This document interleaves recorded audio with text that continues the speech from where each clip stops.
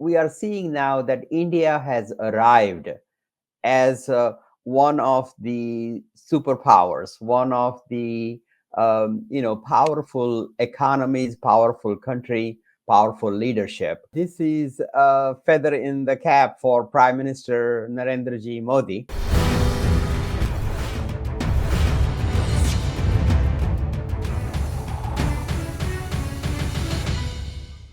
Hi, you're watching Hindustan Times, and I'm Aditi Prasad. And the G20's adoption of the New Delhi Declaration is being seen as a huge, huge win for India against the backdrop of the challenge of reaching a consensus due to the Ukraine war.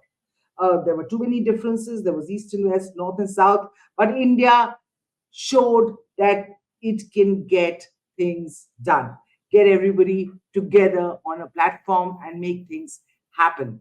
Joined today by U.S. Congressman Shri Thanedar, who incidentally also escorted Prime Minister Modi during his very highly anticipated joint address to the U.S. Congress on June 22nd earlier this year. Um, Congressman Thanedar, I'd like to go straight off the bat and ask you, India seems to have come out of this smelling like roses, the G20 presidency. Your response to that? Yes, absolutely. This is a feather in the cap for Prime Minister Narendra Modi. Look, this could have gone all wrong, but the Delhi Declaration, not only it happened, not only they were able to achieve a compromise despite differing views from China, differing views from Russia. They were able to put together a document that was acceptable to America, that was acceptable to the Chinese, the Russians, and a unanimous consensus declaration is a big victory for India. What India has proved with G20 is that it can lead on the world stage. It can, have almost like we are seeing now that India has arrived as one of the superpowers, one of the powerful economies, powerful country, powerful leadership, and a lot was established in this G20. So the success was a big success for India, and also a big success for U.S. India relationships, which are warming up. Yeah, I'm going to come to the relationship bit, but I want to talk to you about what you just said about India emerging as a leader, as a leading superpower in the world. You know, the G20 summit, unlike the Bali summit, the Delhi summit, it sort of uh, did not condemn Russia for the Ukraine invasion, and that in itself was a huge achievement as far as getting people, because even me and a lot of other people like me, we were not sure that consensus would come about, but it did. Would you call this, would you credit the deft diplomacy displayed by Prime Minister Modi for this, for getting people Yes, onto one table and agree to something as big as this, in the absolutely.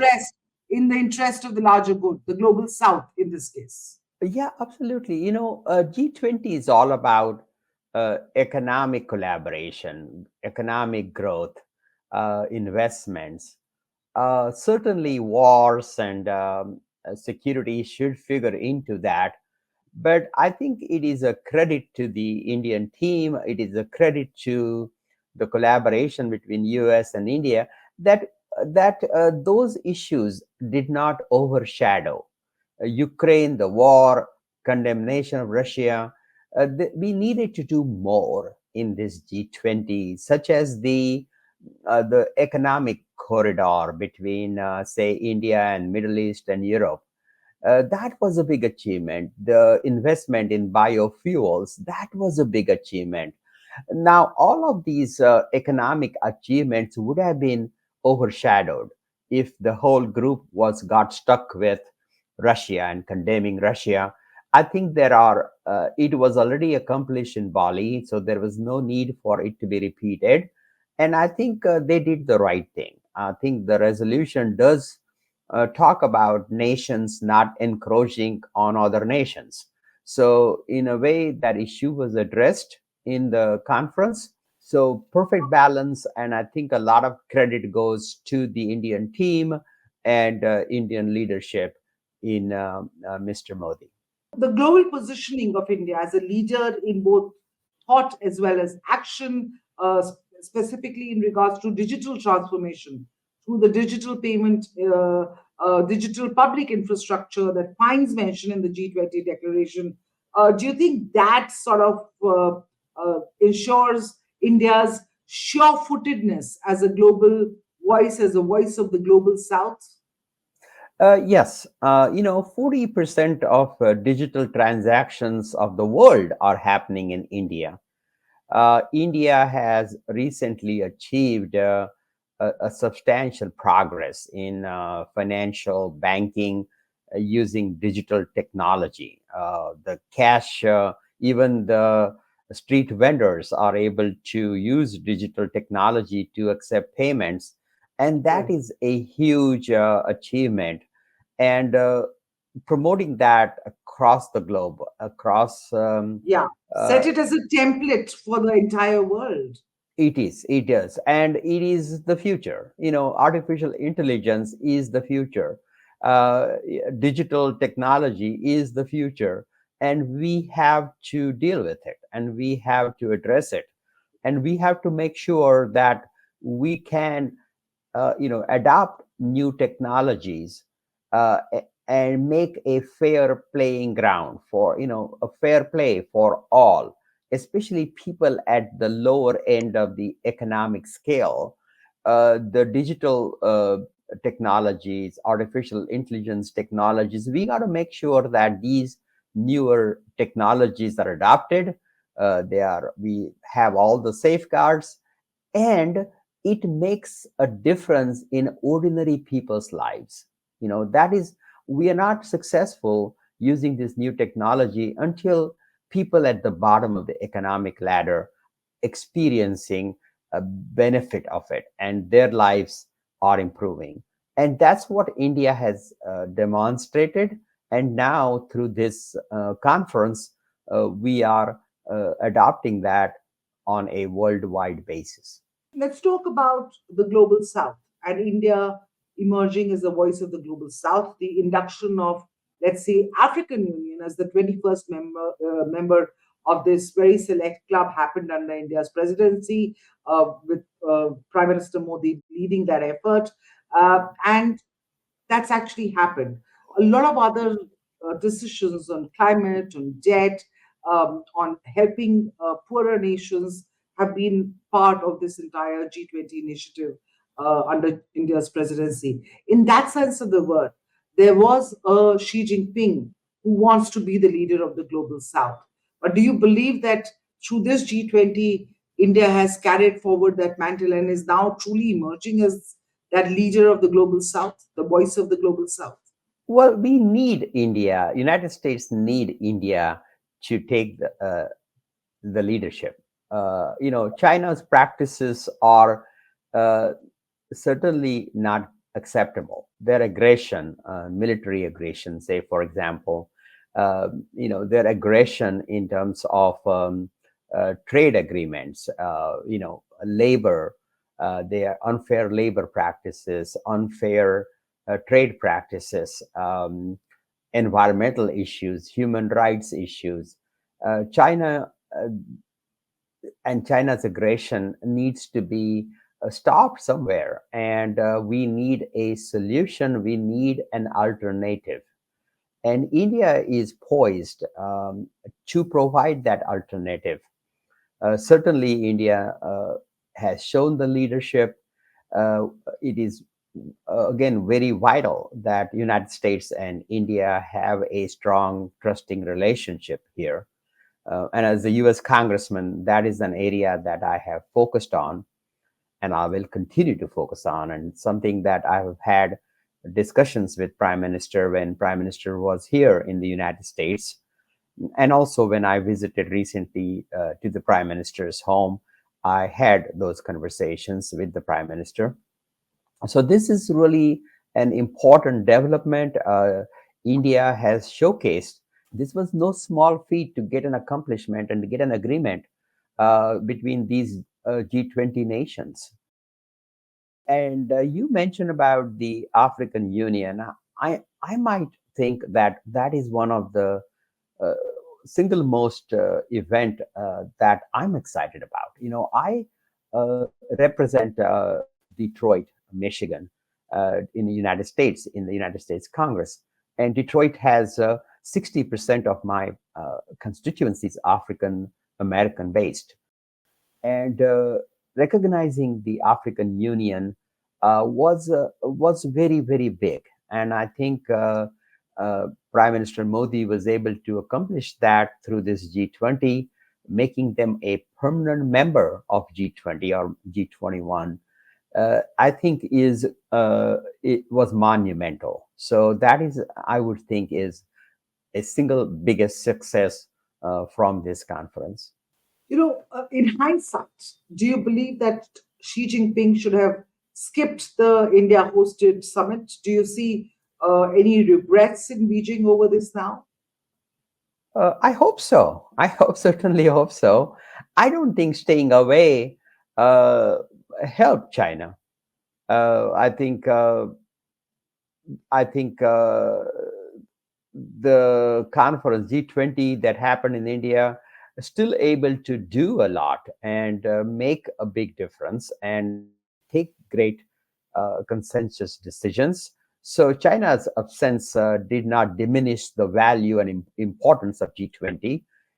At the same time, if they don't participate, if they continue their aggressive approach, uh, territorial or economic or trade, it's the world is only going to isolate them, and they will be left to themselves or be in the company of other dictators and other dictatorships. And but if it is very vital that the democracies like the Australia, New Zealand, Israel, India, United States, we need to stay together, and it is important that we this unity, this common purpose will check the aggression of Russia, the aggression of China.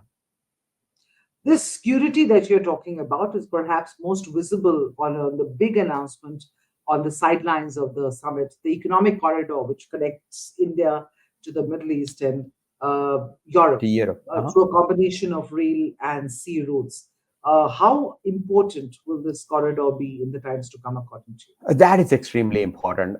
Through that infrastructure investment, through that infrastructure development, it will open up a lot more commerce between these countries, and it would be vital. It will help grow many economies, many countries' economies, and ultimately that will create more jobs, that will create more wealth, that will create a global prosperity as a result of. So we need to focus economic empowerment of countries, smaller countries, poorer countries.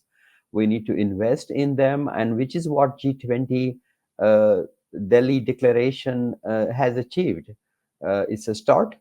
It's an agreement. It's a conversation about economic empowerment of all, uh, being more inclusive, like including the African Union, Do you being see more. it? Do you see it as a counter to China's BRI?